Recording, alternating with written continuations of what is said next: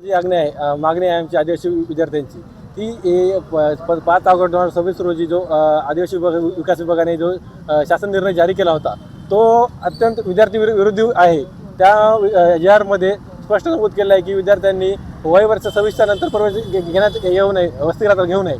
त्यानंतर मग त्यांनी विद्यार्थ्यांचा संपूर्ण महाराष्ट्रभर आक्रोश पाहता आदिवासी विकास विभागाने पुन्हा 14 ऑगस्ट 2026 रोजी पुन्हा सुधारित शासन निर्णय जारी केला। त्यामध्ये वय वर्ष 30 पर्यंतच वसतिगृहात प्रवेश देण्यात यावे असं त्यांनी नमूद केलं आहे। त्या फक्त JR आता वाढत्या महागाईप्रमाणे ड्रेस कोड हे फक्त प्रत्येकी वर्ष 2000 रुपयात 2000 रुपयामध्ये आम्हाला एक ड्रेस घ्यायला मिळत आहेत। तर त्यांनी म्हणत आहेत की आदिवासी विकास विभाग 2000 रुपयामध्ये तुम्ही 2 ड्रेस घ्या। आमची मागणी ही आहे की शासन निर्णय रद्द झाला पाहिजे आणि ड्रेस कोड सांस्कृतिक कार्यक्रमात जो काही निधी आहे तो वाढून व्हावे आणि जो काही त्यांचा एक निर्णय शासन निर्णयामध्ये त्यांनी निर्णय घेतलेला आहे की कोणत्या संघटनेत उपोषणात आंदोलनात मोर्चात सहभागी व्हायचं नाही, हे एक आर्टिकल 19 उल्लंघन करत आहे। यांनी या शासनाने तात्काळ तो विद्यार्थी विरोधी JR तात्काळ रद्द करण्यात यावा आणि किनवट, माहूर, हदगाव या नांदेड जिल्ह्यातील जे काही आश्रमशाळा असतील, वसतिगृह असतील, यांची एवढी निंदनीय वसतिगृहाची किंवा आश्रमशाळेची एवढी बिकट अवस्था आहे। प्रत्यक्ष आदिवासी विकास विभागाने त्यामध्ये प्रत्यक्ष लक्ष वेधून त्यांच्या जे अडीअडचणी समस्या असतील तात्काळ सोडवण्यात याव्या। अन्यथा आता संपूर्ण महाराष्ट्रभर जो काही साखळी उपोषण, आमरण उपोषण विद्यार्थी करत आहेत, त्याच साखळी उपोषण, आमरण उपोषणाला पाठिंबा म्हणून नांदेड येथील विद्यार्थी, आदिवासी मुलांचे वसतिगृह येथील विद्यार्थी आणि विद्यार्थिनी यांनी आज त्यांना पाठिंबा म्हणून आज नांदेड जिल्हाधिकारी कार्यालयासमोर आज उपोषणाला साखळी उपोषणासाठी बसलेले आहेत।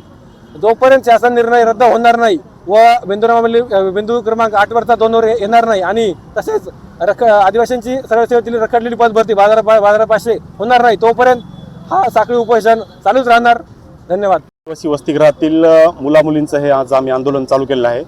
आदिवासी विकास विभागाने 5 ऑगस्ट 2026 रोजी जो काळा JR काढला, जो सर्व आदिवासींच्या विरोधात आहे, आदिवासी विद्यार्थ्यांच्या विरोधात आहे, त्याला विरोध करण्यासाठी आदिवासी वसतिगृहातील सर्व विद्यार्थी आज या जिल्हाधिकारी कार्यालय नांदेड या ठिकाणी साखळी उपोषणास बसलेले आहेत।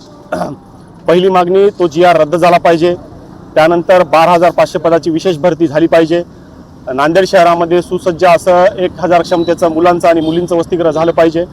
त्यानंतर जे काही बिंदू नामावली होती त्याच्यामध्ये सुधारणा करून जो बिंदू आमचा 2 नंबरला होता तो 8 नंबरला गेला, त्याच्यामुळे आदिवासीचं आरक्षण संपुष्टात आलेलं आहे, ते सुद्धा दुरुस्त करण्यात यावे। तर त्यानंतर जे काही जतपला येथे 3 आदिवासी विद्यार्थिनींचा मृत्यू झाला, त्यांच्या कुटुंबाला 1-1 कोटी रुपयाची मदत करण्यात यावी। यासह अनेक प्रमुख मागण्या घेऊन आज नांदेड शहरातील सर्व आदिवासी वसतिगृहातील मुलं मुली या ठिकाणी साखळी उपोषणास बसले आहेत। संपूर्ण महाराष्ट्रामध्ये आदिवासींच्या त्या JR विरोधात पुणे येथे, नागपूर आणि अनेक नाशिक यासारख्या ठिकाणी आंदोलन चालू आहेत। त्या सगळ्या आंदोलनाला पाठिंबा म्हणून सुद्धा आम्ही या ठिकाणी आज आंदोलन करत आहोत आणि हे बेमुदत साखळी उपोषण आहे। जोपर्यंत तो JR रद्द करण्याची घोषणा महाराष्ट्र शासन करणार नाही तोपर्यंत आदिवासी वसतिगृहातले विद्यार्थी या ठिकाणी उठणार नाहीत, अशी भूमिका या ठिकाणी विद्यार्थ्याच्या वतीने जाहीर करतो। पुणे येथे मुलींचं आंदोलन चालू आहे, त्या मुलींच्या आंदोलनाला किंवा बाथरूमची वगैरे सोय केली जात नाही, याच्याबद्दल तुम्ही काय सांगता? महाराष्ट्रातल्या पुण्याच्याच नाही, महाराष्ट्रातल्या अनेक वसतिगृहाची, आश्रमशाळेची आज दुरावस्था या सरकारने केलेली आहे। अगोदर वसतिगृहामध्ये भोजन व्यवस्था होती, ती सुद्धा आमची मागणी आहे की सुरळीत करण्यात यावी, चालू करण्यात यावी। महाराष्ट्रामधल्या आश्रमशाळा ज्या आहेत त्यामध्ये अतिशय दुरावस्थेमध्ये सध्या याच्या घडीला आहे। 25,000 कोटीचं बजेट महाराष्ट्र शासनाचं आहे आणि वसतिगृहासाठी, आश्रमशाळेसाठी काही खर्च होताना दिसत नाही। ज्या ठिकाणी देशाचं भविष्य घडत आहे त्या ठिकाणी अत्यंत दुर्गंधी, अत्यंत बेकार परिस्थितीची सध्या आदिवासी विद्यार्थ्यांना सामना करावा लागत आहे। महाराष्ट्र शासना आणि त्यावर सुद्धा या JR मध्ये असं त्यांनी नमूद केलं की कोणालाही तिथं व्हिडिओग्राफी करता येणार नाही, आदिवासी विद्यार्थ्यांना तुमचं म्हणणं मांडण्यासाठी कोणत्या संघटनेत सहभागी होता येणार नाही। ही सगळी आदिवासी विद्यार्थ्याची मुस्कटदाबी, गळचेपी करण्याचा आदिवासी विकास मंत्र्याचा प्रयत्न आहे।